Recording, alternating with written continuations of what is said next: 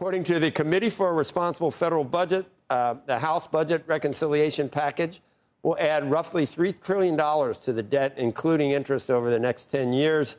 And bank CEOs, among others, talking about the economic impact and worries about the deficit. Maya MacGuineas is the president of the Committee for a Responsible Federal Budget. She's not happy, and rightly so, probably, Maya. If I were to tell you how difficult it is to make a dent on discretionary spending, you'd say, yes, I understand that. And if I were to tell you that it's a very narrow margin in the House, and you've got Republicans that also are very unhappy with this, would you at least acknowledge that $1.6 trillion is maybe of cuts is maybe the best that could be expected in this environment? I sure hope not. First, I would tell you that this isn't actually the discretionary cuts that they're looking at here. That's done differently under the caps. But this is where they're taking the real part of the budget, the mandatory or structural reforms we want to see. It's where the biggest growth in the budget is. And overall, the changes we're seeing are tiny. And let me put it in context to say that, no, I think we should be able to do more in spending cuts. But over the same time period, the federal government is going to spend $86 trillion. Okay, so I don't think 1.7 trillion out of that is very large. And then we pivot to the Senate, where it's moving next. Their aspiration, what they've put out in their roadmap for what they are going to try to save, is $4 billion. That's their standard out of 86 trillion. So no, I don't think this is serious about reducing spending at all. And one thing we know is part of the purpose here is for growing the economy.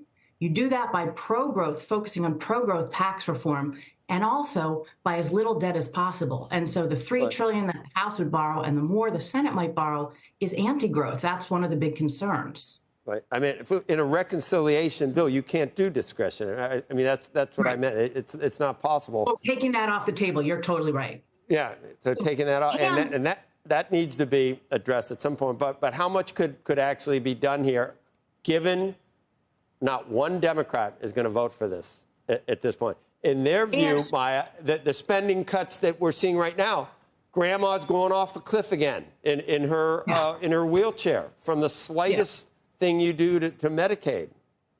Absolutely. So first, you're right. Discretionary can't be part of this, nor can Social Security. So those are big chunks of the budget, which we should be committing to reform as well. You can't focus on cutting taxes and ignore the fact that we should be doing all these spending parts. Number two, that's right. This is not a bipartisan effort. Unfortunately, reconciliation rarely is. Something that used to be used to reduce the deficit, now it's used to increase the deficit, and both parties use it in a way that is not at all conducive to bipartisan efforts, which is what we're going to need. You're not going to make any of these difficult choices if we don't have cover of bipartisan work to do it.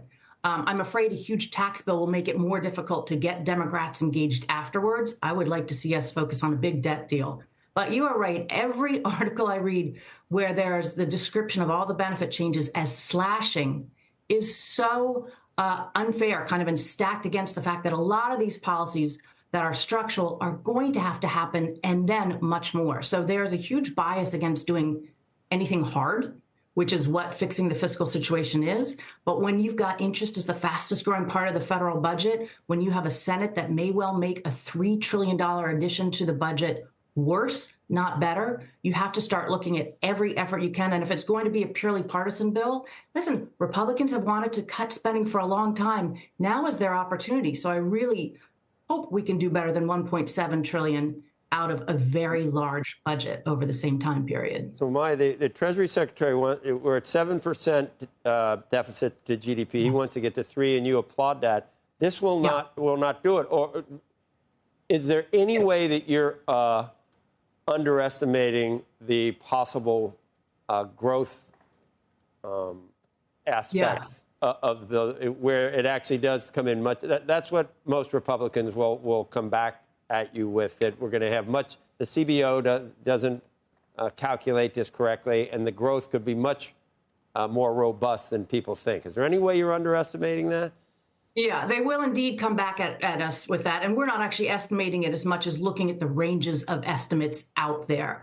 I would say there is no credible way that this bill is going to generate the kind of growth that the advocates are arguing it would. So listen, outside experts, there's a range of what the growth effects of this bill would be, they range from about negative 50 billion to about 710 billion. That negative number comes because the negative effect of all the borrowing can outweigh the positive effect of the economic growth, particularly in a bill like this, where a lot of those tax cuts aren't pro-growth. They're actually the opposite. They're cutting up the tax base. We should be broadening the base and lowering rates. But if you've got a range of negative 50 to 710 billion from growth, and then the House budget resolution is assuming 2.6 trillion in growth, many multiples, no, I don't think that that is what we should be banking on. We certainly shouldn't assume it ahead of time. Remember, there are things outside of government that are going to be negative on growth, looking at the uncertainty from tariffs and possibly from immigration. So we're not talking about a situation where you should spend all that growth, which nobody except the advocates of the bill are arguing is a credible number, ahead of time.